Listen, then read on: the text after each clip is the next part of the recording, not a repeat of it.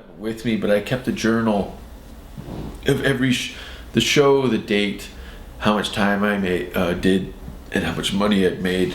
And I think around the 2-year mark is where I started to find my own thing. You know, I started to shake off the husk of what I've seen and what I was kind of emulating.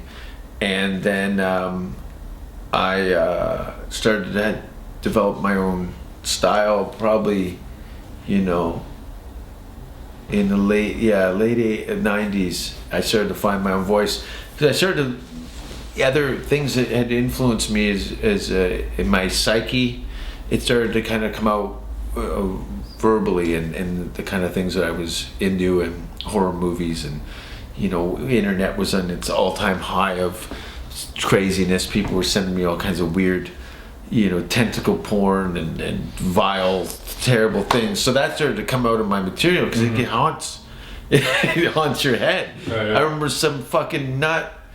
Some people, they still send me. This is the thing too, because of what I do as a performer. It leaves the gates open for people to think that I need this. Right. It's like Popeye and Spinners. Yeah. And it's soul destroying, some of these things that people send me. Hard to whack off to. I get through it. I'm a gentleman. And so yeah, I started to kind of bombard myself with extremes through taboo subject matter and things. I was out because the internet became this whole thing. You know, I was always into kind of perverted, creepy things, or just things that people, the general public, were like put off of. I was like, well, what is that? You know what I mean? Why are people want to tie each other up and beat each other? They're not really. Oh, they're not hurting each other. This is their freedom to do and express themselves the way they want. Right. So I started to kind of be a little curious about, you know, those magazines at the top, not necessarily Playboys. I want to see, you know, Rubber magazine or these strange fetish kink and things like that. I started to look. I'm like, oh, that's kind of sexy and cool, and right. I thought it was it's consensual, even though it might, in some cases, the theatrics of it can be a very dramatic and disturbing visual to some people, even though it's a thing. But it's so not to cut you off. So you're getting the influence of this material, and then it sounds like at the same time, the taboos. I started to kind of go through and not accept things at face value and go, okay, I don't like that. It's not my thing. And, oh, but this is interesting. I'll take some of this, and I'll try and verbalize it into taking all these taboos, and then mixing it with also that sense of disappointment. I guess that maybe of the area that you came up. I don't want to use the word nihilistic, but there's a nihilistic quality. Nihilistic? Is that what? Nihilistic, is that the word? Yeah, nihilistic. Yeah, totally. I just sounded like an idiot. No, but you might pronounce, maybe that word might mean a different meaning, but nihilistic, from my understanding, very self-destructive kind of thing. I try and just like hopeless, destroy my character on stage, right, and then rub their faces in it at the same time. But yeah, it's very nihilistic behavior. A lot of the comedians, you know, I've spent a lot of time in clubs, because I've had friends who are comedians, and I actually enjoy going to comedy shows. Yeah. So I know that everybody's got a different process when it comes to going about getting their material and molding an act. And I find a lot of these comedians, when you're hanging out with them, when they're not on stage, they're very negative, they're very insecure. In this city. Is it? In this city. Only in this city. Okay. Only in this city, man. Why is that added element on their shoulders in this city? Because I think the majority of the people, their goals aren't noble in the sense to be a great comic. Where there's no room to want to try and be famous in New York. If you show up with a guy who's like a Twitter thing, celebrity or Vine celebrity, and you're going to do some comedy in New York, you're going to get checked. Where if you got a following here in Los Angeles through social media, and you have no stage experience, but you have a draw, they're like, come on in, you know, and the comics are like, oh, it's famous. Where they're, you know, in London, England, the same thing. It's very... Well, it seems like the comedians out here all want, the dream is to get the TV show. Everybody wants to do it Seinfeld. Totally, but go and be a great comic. Get experience as a stand-up. Go travel a little bit. You know, maybe go outside of the U.S. Go do a gig in Budapest, or you know, go to Johannesburg or wherever. Go and see some things. But there's very few people that kind of develop. It's very hard to find a voice. As found in this city. It's probably one of the worst places to start doing comedy, because everyone's not trying to find a voice. They're trying to be a voice. Right. You know what I mean? You're talking about you find your voice on the road. Not to get off track, but that seems like the arts, whether it's graphic arts, painting, acting, directing, screenwriting, comedy. It's the same gambit. Once they come to Los Angeles, it's all commercialized, and it's almost like everybody's trying to hack the system and skip a couple levels up. Invent the system. Don't hack the system. You know, everyone's trying to find a shortcut. There's no shortcuts. There's no shortcuts in life. Now, you can fool yourself. You know what I mean? This kind of fakey. It's so nice to see you again. You know, there's no investment in that, and that's how they treat the art. They molest it. You talked about the difference between a comedian working in New York, and this is a general observation. Right. You know, there's you know, Ari Shaffir started here in Los Angeles. Has gone on to good things, but Ari also traveled. You know, he did other things. He went on. He searched and made his voice even stronger. Where there's people who've come here and they were the king of open mics in, you know, Wisconsin or something. And they're all full of this kind of fake enthusiasm, and there's nothing there. It's just like this, and they get pushed out eventually. It takes longer here to cut fat in LA, because people always want to hang around the fat, because they're fat. The fat fucks. Fat. The fat fucks. I've actually gone to several of your... The road is where you find your voice. The road is where you find your voice. This is not a place. This is a place where you find echoes of greatness. There's no voice here. Interesting.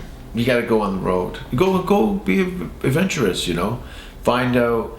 And that's what I've been coming now. It's going to be in June of next year. Or no.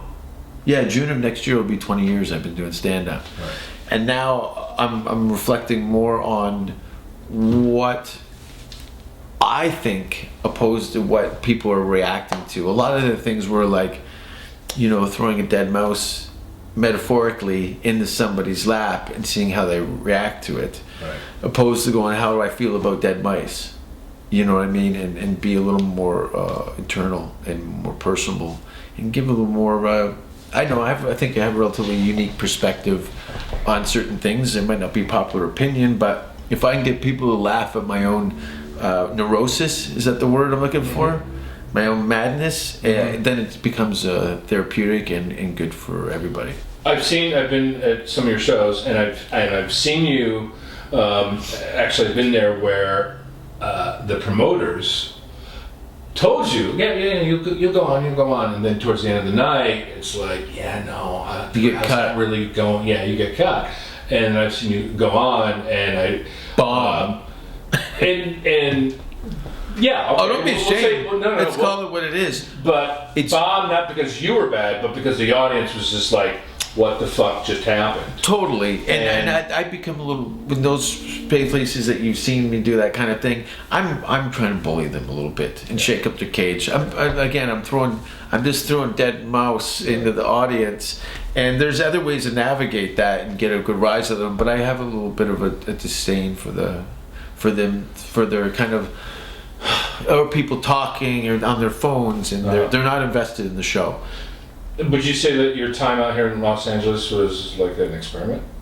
No, it was great. Yeah. I think it was really not necessarily an experiment. It was a kind of a learning ground. I just didn't want to be cold anymore. I knew I was getting, for me, there was 3 cities I was considering to move into. And it was kind of New York, Los Angeles and Austin. When I first come around the U.S. in 2007, I noticed that Austin had this thing, but then it was so hipster driven. I just didn't want to deal with the PC-ness with craft beers and vaporizer things. I saw you have one. Is that weed in it? No, it's actually my tobacco. Yeah, it's your nicotine. These kids who walk around with lightsaber size. I've had those. I've twice I've bought those. Are you doing that to quit smoking? Yes, I've actually stopped smoking cigarettes for 2 months. Good. Yeah. It's terrible. I need it. Yeah, cigarettes are terrible. I smoked way too long. It's dirty. And so this is helping me. It's the pussy way of getting off cigarettes. It's such a weird thing that is legal, cigarettes, and it's so poisonous. But I think I think they have to set up some stuff that we have to hurt ourselves with to thin out the population. It's like population control. I get it. This has been going on since stand-up. It's like a stepping stone. People see stand-up comedians and sitcoms, and they think, oh, I'm going to go do stand-up so I can do a sitcom, and there's you lose some quality, in the performance if you don't have playing shitty rooms and towns where you need to be as broad as possible, even though a lot of my subject matter is quite limited. I know that it works in Iceland and Denmark and Norway and Canada and the US and all over the place, but that's because the material's it's traveled. It's seasoned. It's seasoned, Yeah. And that's what you got to get seasoned. I wanted to ask you about the tartare. Everybody's tartare. What's that? Raw meat. Tartare. Right. Was it horse meat? Raw horse meat. If the idea of getting up in front of a crowd of strangers and trying to make them laugh, I think 19 people out of a room of 20 would be scared shitless. How did you get past that? Did you have that fear at all? Yeah, I started videotaping. I kept video journals of all my shows. Not only was I documenting them in a notebook of how many shows I was doing per month, but I started to bring a little camcorder. I carried a camcorder around for fucking 3 years. So I just have this little shoulder and I'd go around and film. This is before you had an iPhone video, or now I even have a Kodak waterproof little handheld camera that I use occasionally with a tripod. But I started filming my shows and I couldn't get good shots sometimes. And when I moved the camera behind me and was shooting the audience, I was getting a little more of a well-rounded view on what people were laughing at. Why, this lady with her husband doesn't think this is funny, but these teenagers here, okay, I got the teenagers, how do I get the women involved? Where did you learn that workflow, that way of just cataloging? A lot of it is because I wanted to know where the beginning and where you lose them, where you get them and where you lose them. Oh, you mean why I started filming the audience? Yeah, by mistake. Were other comedians? Have you come across other comedians that are that? No. It came out of necessity. Sometimes I didn't want people walking through the shot. No. But as far as cataloging and writing down your shows, where you played, how much you got, how many were in the room, what jokes worked. Because I knew I was on a journey. And really? I knew immediately after I'd done my first show that this is what I was going to do. It was epiphany. Mm-hmm. I knew that I had nothing but time and hard work ahead of me, and that that was cool. I was content with that. But the fact that I had touched on something that gave me a voice, and it kind of embodied a lot of the things that were missing from my life, opposed to outsourcing or chasing negative attention. I could do it in a context that would allow me to, make a living and travel and do cool stuff and be creative and do a lot of things that I never had an opportunity. Even in school, there's no art program or, things like that. So it kind of came, and then I just started using all my influences and Frankenstein in this whole thing together, everything from, you know, how I present myself and the way I do my comedy and things. So, which leads me to my next question: how much of it, what percentage of it is kabuki theater? Because not only is your content and the lexicon in which you speak very jarring and very abrasive. It's completely opposite. But then there's a look. Like you have this whole look that's down, and you get the shaved head, and you're all in black, and you're wearing metal. You definitely, there's a theatrical part to go alongside what's going into the audience's ears. Totally. I want them to know that I'm committed, regardless of what. That's why I don't really get a lot of hecklers, because they can go, clearly, I don't want to get involved with this. I don't want to get into an argument, any kind of confrontation with this person. And I don't think I'm necessarily physically menacing, but because what I've said already, that it kind of sets a tone for this guy isn't well. You know what I mean? So, and that works. That's works part of well it. For you. Yeah, I give them the illusion that I'm completely insane, but I'm completely in control. Right. You know, in a perfect storm. Regardless of it seems very, you know, Robin Williams-esque in places. If I get on an ad lib off of the back of a joke or something or a situation, but it's all, everything that's coming out of my mouth is very conscious. It's not verbal diarrhea. I wouldn't be getting away with it. I'm constantly putting the thermometer in the audience to check their temperature to see if anyone's got a fever yet. And I kind of keep them just along of being nauseous and uncomfortable and riding that line. What part of what percentage of it would you say is rote memorization? Like you know your joke inside and out, and at the same time your mind is still open enough to riff on something if a thought shoots into your head. Do you know, like we were talking about Tetris before, and I was thinking about that because this is probably not the best way to do comedy, but I think friends of mine have said that they go, your mind is like sharp, like on the fly, I can really just create something in between nothing, you know. And so I have the material, which is, I'm starting over, I know I'm working on my new hour for my new tour, but when I get the material, it's still in full form pieces. So as I know I'm doing this joke and this joke's falling in behind it, and I'm switching the places to get them to fit so everything kind of moves in some sort of context and flow. So your joke would be like the column, and then your segues would be kind of like the two blocks.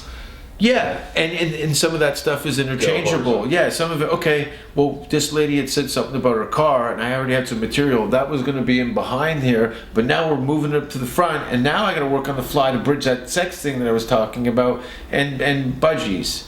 So the material has legs. So it's like shuffling a deck of cards. These are all my cards. They're all different suits. You know all 52 cards. I know those cards. I know them, how they feel. I know how they smell, and I can work them with my eyes closed. But the cards are there, and the cards have to be there. Now, most people are more of it looks more like a graph or something like that, where, you know, somebody like maybe like Louis C.K. or, you know, Canadian Mike McDonald, where it's literally that. But from playing rough bars and things, I had to learn how to change gears, like power shifts without a clutch. Does that make any sense? It's like driving in LA when you're trying to get somewhere in an hour, and everybody's just driving at making left turns, right turns, rubber crossing. Chickens. You got to be responsive. Dog shit's flying past your face, and you gotta do this. Take the side street because the brakes are out, and the car's in motion for 50 minutes to an hour, and no one jumps out. That's another rule of thumb too: is do your time. You know, if you're scheduled to do a certain, don't jump out. That's the thing. Go down. Even if you're bombing, take it right in the shitter. I've had some epic poisonings on stage, but practice. Let me go off on a tangent here, because what I find very interesting is that again, what you do and the material that you do is it puts you in a different sphere than what most people are comfortable in their own private lives, their social lives. But there is definitely I can't think of the word right now, there's almost a fortitude that you've hammered into your psyche. Like you said, nobody should do your time, nobody jumps out in the middle of the set. Yeah. But I was saying that you've hammered a certain diligence into your psyche, and this is something that a lot of people don't have in their own private lives, and they quit way too soon when they try to do something that's a little bit difficult or a little bit uncomfortable. It's show up for work, you know what I mean? I remember in, I guess, 98 or something, I had one comedy comedian, Yuck Yuck's Search for Funniest Comic in Canada, and I won the award, and I was all excited, and then I wasn't getting any bookings from the company that had awarded me this national award. So I just consistently went to the office and sat in the office going, I'm here to do, I'm not leaving until somebody gives me a gig, and I'll come back tomorrow. And I just made it myself a nuisance, and then they started working me. Mm-hmm. And same goes for, I do a lot of international stuff, 12, 15 different countries over the last 10, 12 years or something. And people goes, how do you get the gigs? Well, first time I went to Finland, I stayed on couches. The second time I went to Finland, I had a hotel.